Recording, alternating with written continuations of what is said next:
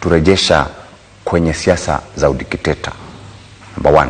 Number 2, juzi tulikuona umetembea Githurai kupeleka mambo ya BBI, na kuna vijana ambao walitumiwa na wanasiasa kuleta vurugu.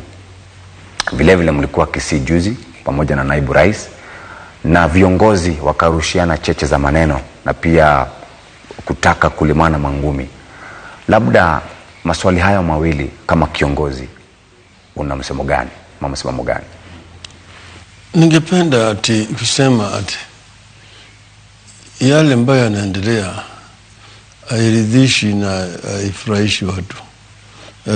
Kwa mfano, kuna siasa ambayo inaletwa ya porojo na propaganda ya dynasties versus hustlers, yani wale kama wafalme na wale wafukara, ambaye inaweza kuleta chuki katika taifa na itakaleta hata maafa katika taifa lingine. Manake unaleta uadui baina ya watu ambao wanakaa. Hakuna nchi ya kidemokrasia ambayo hakuna tabaka. Ukienda kama Marekani, kuna matabaka. Kuna wale wabipari, kuna wale makabaila, kuna wabanyenye, kuna wakabwela, kuna maskini, kuna wafukara.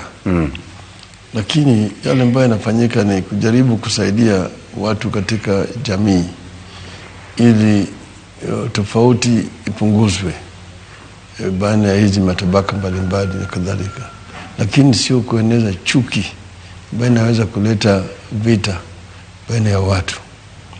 Kwa mfano, kuchukua mtu kusema kwa sababu wewe baba yako alikuwa mbunge au rais au mawaziri, wewe ni dynasty. Wewe baba yako hajakuwa huko, wewe ni hustler. Hiyo haina maana. Manake ukichukua Kenya, tangu tuanze kuwa kama taifa, marais wetu wote wamekuwa ni ukisema hiyo mambo yao ya hustler. Kenyatta mwenyewe alikuwa ni hustler. Yeye alikuwa ni mtu ambaye amesoma Thogoto, akawa yeye anafanya kazi kwa City Council kusoma mita ya maji. Akaenda Ulaya, akarudi, akafungwa, akatoka jela kama maskini hana chochote. Si alikuwa ni hustler. Nyayo vile vile alizaliwa kwa ufukara kubwa. Akachukuliwa na missionary, akasoma, akawa mwalimu. Baadaye bahati nzuri akawa rais. Mwai Kibaki alifutwa kwa shule kwa sababu ya ana karo ya kulipa shule, pesa ya karo. Akaenda kama manamba.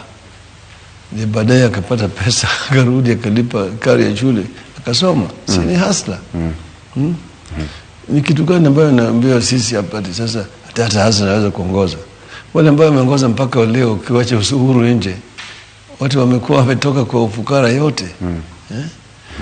Mzee wangu Jaramogi angesoma kama angekuwa mzungu mmoja anaitwa Carey Francis, ambaye ndio alimhurumia yeye, akamweka anafanya kazi kwa shule, anapata pesa ya kulipa karo ya shule.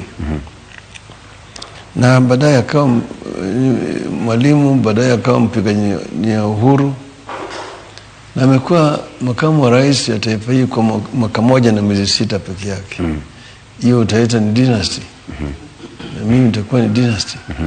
Kama mimi nilikuwa ni dynasty, nilikuwa nafanya nini kwa jela? Nimekuwa na jela mara 3. Mfalme aende kwa jela.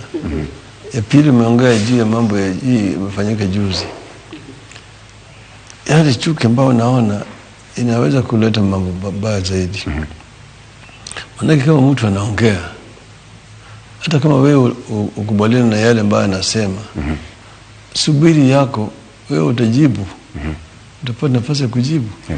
Lakini tuko pale kwa mazishi, Mheshimiwa Simba Arati anaongea, huyu mjumbe ametakana awe ni honorable member, anaruka kutoka pale, anaenda anaanza kumpiga kwa jukwaa. Sasa huwezi kusema hata mimi sijakubaliana na hii tume ya maridhiano, kutoa lawama kwa Simba na huyo. Manake there's the aggrieved and the aggressor. Jamaa ametoka pale, ameenda kumpiga. Sasa wewe utafanya nini? Si wewe mpaka ujitetee. Kwa hivyo unasema mtu akikukuta una self defense. Yes, self defense. Labda sababu ya muda wetu tungetaka kujitetea. Tutagerea na hatia kama yule ambaye ndio amemvamia yeye. Juu ya muda, wacha tuangalie hili swala la deni. Kila mtu akiamka leo, kama wana deni langu, Wakikuyu wana deni langu, hili jambo nalo wewe na Wakikuyu, niliona mahali ulisema tuna deni kama watu wa Mount Kenya. Labda kwa kifupi tu kisiasa, na hili jambo la siasa asubuhi jioni, kwa Kenya watafanywa kazi siku gani? Tuliona migomo ya madaktari, hatujaona ikiangaliwa jinsi vile mambo ya BBI inaangaliwa. Siasa na utendakazi zitaandamana kweli? Mimi sijasema ati Wakikuyu wako na deni yao. Nilisema atakiwa kama ni deni. Lakini mimi sijasema ati Wakikuyu wako na deni yangu. Yaani wamechukua hiyo maneno upside down na ati anasema Wakikuyu wako na deni yake. Hapana. Nilisema niongee juu ya uhusiano ambayo imekuweko Jaramogi na Kenyatta kwa miaka hizo zote. Alafu mimi nimekaa na Wakikuyu kwa muda mrefu zaidi. Tumeteseka chini ya utawala ya kiimla ya dhuluma ambayo tumepata. Nilisema na tumekaa na Kibaki, tukaungana, nikasema Kibaki tosha, na nikasema mimi sina deni ya mtu. Ikiwa kama ingekuwa ni mambo ya deni, labda Wakikuyu ndio wako na deni yangu. Sijasema ati wako na deni yangu. Mimi sijasema hii mambo ya deni. Hakuna, manake kama watu wameungana katika siasa, mara kwa mara watu wanakuja pamoja na kama mfano sasa kama vyama. Tulikuwa na muungano ya vyama inaitwa political coalitions. Ufanyika katika mfumo ya siasa yenye sheria ya urais na presidential system. Ndio vyama vinafanya ili ushirikiano kabla ya uchaguzi, ili wasigawanye kura ya urais, waweze kupata ushindi urais, na wakishinda wanaunda serikali, wanagawanya vyeo. Lakini ile ya kibunge, parliamentary system, kila chama inaendelea. Baada ya uchaguzi, kama kuna chama ambayo imepata wabunge ya kutosha kuunda serikali peke yake, sasa wanaanza kuongea, wewe uko na viti ngapi, leta. Alafu wanaunda serikali ya mseto. So hivyo sasa, wacha nimalize. Vile umesema, yale ambayo yanafanyika sasa si nzuri kwa taifa. Manake watu wameingia leta mambo ya campaign mapema. Tunasema hii mambo ya 2022 bado wakati itakuja. Ndio na mwaka jana walifanya uchaguzi kule Marekani mwezi wa Novemba, lakini presidential candidates ziteuliwa mwezi wa August. Hapo ndio waliteua presidential candidates. Alafu wakaanza campaign September, October, November, shughuli zinafanyika. Sasa hii yetu walianza 2017, 2018, 2019, 2020, sasa 2021. Bado wanazidi, kila mara wanazuru. Leo wako hapa, kesho wako pale, sijui nini, na ni campaign tupu. Kuanzia Jumamosi mpaka Jumatatu mpaka Jumapili. Nchi ndio inaathirika, manake watu hawezi kufanya kazi kikawaida. Hiyo si mzuri kwa taifa letu. Endelea kumalizia, Bwana Odinga, kuna mitaa hapa Nairobi ambayo huadhirika sana wakati baada ya uchaguzi, kama uchaguzi wa mwaka 2007 wakati tulipigana. na tukiwa pale studio huwa tunatumiwa SMS ama messages na watu ambao sikiliza station zetu za Inoro FM na Inoro TV kwamba nyumba zao ziliingiwa na wafuasi wa ODM ambao wamekatalia ndani na hawalipi kodi. Ukienda pale Kibera, Kawangware na mitaa mingine ya Nairobi. Ningetaka labda sijui kama utawaambia waondoke kwa nyumba za watu ama ujumbe ambao utatoa kwa wao. Hilo ni la kwanza. La pili, wakati mkiwa na Rais Kibaki, barabara tuliona zimejengwa hapa Nairobi na kwingineko. Sijui utasemaje kuhusu performance ya serikali ya Uhuru Kenyatta? Hayo mawili. Kwanza mimi nimesema mara mingi, manake najua nilikuwa bunge wa Lang'ata ambaye tuko na ile kitongoji duni ya Kibra, na wakati hiyo ilikuwa kuna hii shida ya mambo ya kodi ya nyumba. Wamekuwa wale wenye nyumba ambayo wanapandisha kodi kila baada ya miezi 2 miezi 3, walikuwa wanapandisha, wanakuja wanarukuja kama mlango imetolewa kwa nyumba au wameleta majambazi wametoa paa ya nyumba na nyeshiwa na mvua. Tukasema hiyo si utu. Tukasema mpaka kuwe na utulivu na vile vile kuwe na uhaki. Rent isiwekwe juu zaidi ambayo watu hawezi kumudu. Lakini kama mnashakubaliana na hiyo rent, basi mpaka ilipwe. Hatujasema ati mtu aishi kwa nyumba ya mtu mwingine bila kulipa kodi ya nyumba. Hiyo si haki. Na watu wafuasi yangu wote wanajua hiyo. Tumesema mtu ambaye anaishi kwa nyumba ya mtu mwingine amekodisha alipe. Kama kuna shida, sangine unaweza kuwa na shida.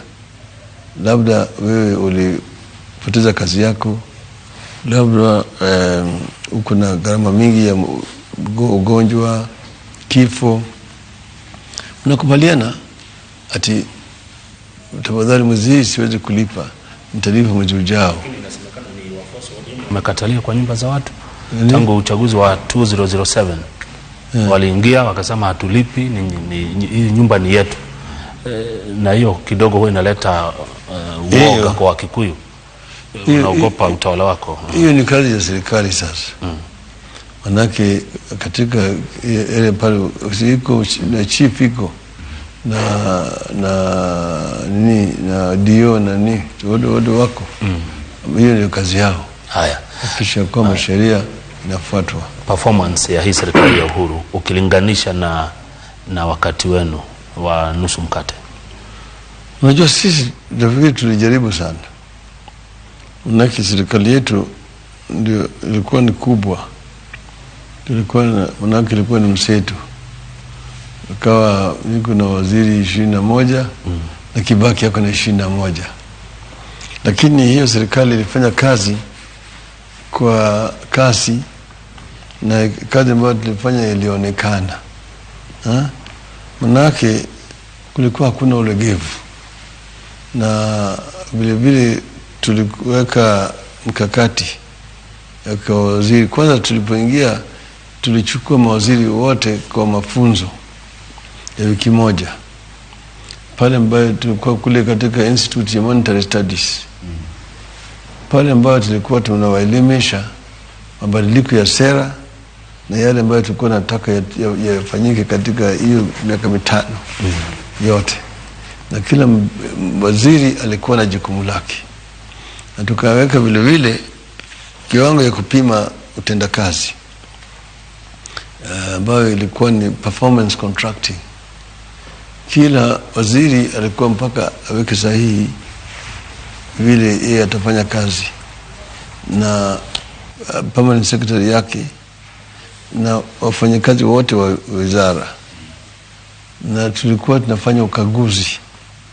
Kulikuwa iko na department ambayo ilikuwa inafanya ukaguzi, na kila mwaka tuna rate performance ya kila wizara, na wale ambao walifanya vizuri zaidi, namba 1, namba 2, namba 3 walikuwa napewa zawadi. Kila mwaka tulikuwa naenda pale KICC. Kibaki iko pale na mimi nasoma. Yani wizara zote ilikuwa rated. Parastatals zote ilikuwa rated. Vyuo vikuu vyote, local government yote walikuwa na rated. Kwa hivyo watu walikuwa wanajaribu, ndio sababu performance ilienda juu zaidi. Sasa mfano iko ofisi ya mkuu wa sheria, Attorney General's Office. Mara ya kwanza ilikuwa bottom, ya mwisho kabisa. Lakini mwaka iliyofuata wakaja number 1. Manake yule mkuu wa sheria akaenda akaketi chini na wale watu wake akakisha sana. Sasa hiyo ilikuwa mzuri sana. Nikaleta na watu waliona manufaa ya hiyo juhudi yetu ambayo sisi tulifanya, mimi na Kibaki. Tulikuwa tufanya kazi ndani ya makamati. Tuligawanya hizo mawizara kwa into compartment 5. Infrastructure ministries za miundo msingi, wizara ambazo zina deal na services kama health, education na nini, productive, kama agriculture, industries na kadhalika. So kwa nafanya kazi katika hizo makamati chini ya msimamishi ya waziri mkuu. Alafu baadaye sasa tukipeleka report kwa cabinet, ni kitu ambayo imechangaliwa na wataalamu. Maana katika hizo makamati waziri alikuwa anakuja na PS yake, permanent secretary yake. Yes. Na kwa hiyo serikali ilikuwa inafanya kazi kabisa. Yes. Sasa mambo ni tofauti. Maana sasa pale walikuwa wanasema ati ukiweka waziri inaweka katibu, na mingi yake ikawa wengine wanaenda huko pale kurogota pesa. Na hiyo ndio imeleta shida. Kuna wengine wanafanya, wengine wanakula. Na hiyo ndio mnaona utendakazi imedidimia katika hii serikali ya Jubilee. Unaweza kuona mtu ako na helicopters ngapi anatembea nazo, anatafuta vikundi vya kupigia harambee, anataka vikundi vya kina mama harambee, vijana harambee, kanisa harambee. Hiyo pesa anachota wapi? Anachota kwa serikali. Inajulikana. Mheshimiwa Raila Odinga, najua hili swali umekuwa ukisema wakati bado hujafika, lakini nikuulize tu kwa sababu ni watu wanauliza, je, Mheshimiwa Raila Odinga atajitosa mwaka 2022 kuwania urais? Number 1. Number 2, je, tutaona handshake ingine kati ya Raila Odinga na William Ruto? Na je, walikosania wapi? Kwa sababu anasema Wilbaro sio mzuri, anasema wewe ni dynasty. Labda haya maswali mawili, sababu muda tumebakisha dakika 5 tu. Mimi hiyo swali ya mwaka 2022 nimeeleza mara mingi zaidi. Jibu langu imekuwa ni moja. Tulikubaliana na Uhuru atuongee juu ya mambo ya 2022. Na hiyo kitu ilikuwa ni kitu ya siku moja. Itakuja na itapita. Muhimu zaidi ni kuunganisha Wakenya kama kitu kimoja chini ya BBI. Kabla BBI haijapita, sisemi kama nitasimama au kama mimi sitasimama. Pili, Ruto iko pale, shida na Ruto. Ni tabia yake ambayo anasema hii, anasema hii ingine. Unaona yeye ndiye alikuwa anaongoza, sio Uhuru wakati ile kampeni. Akaahidi wa Kenya vijana ati wakiingia katika serikali ndani ya miezi 6 kila mtoto katika shule atakuwa na laptop. Wao wanasema ndio wao ni digitali, Raila na wenzake ni analog. Sasa akasema baada ya miezi 6 kila mtoto atakuwa na laptop. Wale watoto ambao waliahidiwa laptop maka ile sasa wanaanza kufanya mtihani ya darasa ya 8. Hiyo laptop hawajaona. Alisema ati kila county itakuwa na study ya kisasa hadi ya juu. Mpaka wakati huu hizo study hazijaonekana. Yale ambayo ziko zimejengwa na serikali ya county. Walisema ati watazalisha kila mwaka kazi 1,000,000 ya mbani ya kisasa. Yeye mwenyewe ndiye alikuwa anasema haya. Ati kila mwaka atazalisha kazi kwa vijana ili wamalize hii ukosefu wa kazi katika taifa letu. Sasa amesahau ile kazi ya maana, maana sasa ingekuwa ni 8,000,000 kazi ya kisasa. Sasa anaongea juu ya mambo ya filbaro, ya mkokoteni, na mama mboga. Ati mtu wa nchi mdogo ndio tusaidie. Ile kazi milioni ambayo aliahidi iko wapi? Mimi nasema anapotosha wa Kenya. Anasahau pale ambaye alitoka. Ni kama ile mnyama anaitwa ngiri. Ngiri ni mnyama ambaye kuna sahau kubwa zaidi. Nampiga hapa akikimbia kufika pale amesahau. Asante. Sasa ndio ni yeye. Okay. Lakini mimi sina shida na yeye. Kuna handshake, itakuja, mtasalimiana, mtafanya kazi pamoja labda. Sitaki kuongea juu ya mambo ya handshake ingine. Kwanza tumalize hii handshake. Tuko naye sasa. Na hii imenufaisha nani zaidi? Imenufaisha ODM ama Jubilee? Hii handshake ya sasa? Faida kubwa kwa hii handshake ambayo mlifanya na president. Hii handshake ni wa Kenya. Wa Kenya. Na tuliandika labda ukusoma ile memorandum of understanding ambayo siku ile ya handshake tulikuwa na memorandum of understanding ambayo tuliweka sahihi. Na iko na points 9.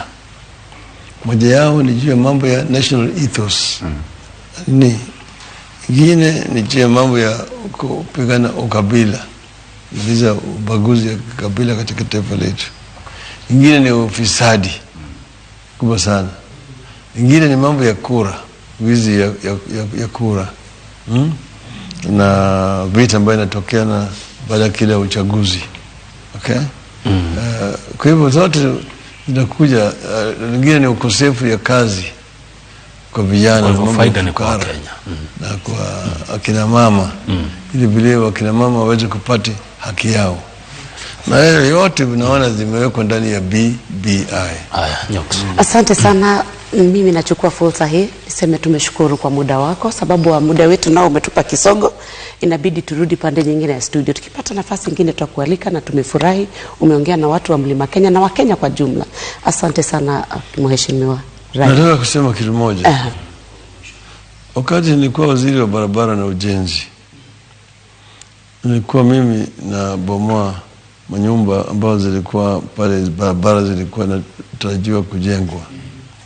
Na mimi nikaitwa mimi ni adui wafanya biashara wa Kikuyu wakati huo. Lakini yale ambayo nilikuwa nataka jaribu ni kusaidia wa Kenya. Maana tukajenga Thika Highway. Sasa naona watu wengi wameenda huko, wanakaa upande ya Ruiru mpaka Thika. Iko ile Eastern Bypass, iko ile Northern Bypass, iko hii Southern Bypass, iko hii Link Road ambayo sasa wanaita barabara ya Raila. Sasa vijana wanaweza kufanya biashara hizo bypasses. Imetoa ajira kwa Kenya. Mimi naona mbali zaidi. Wengine wanaona tu hapa, lakini mimi naona mbali.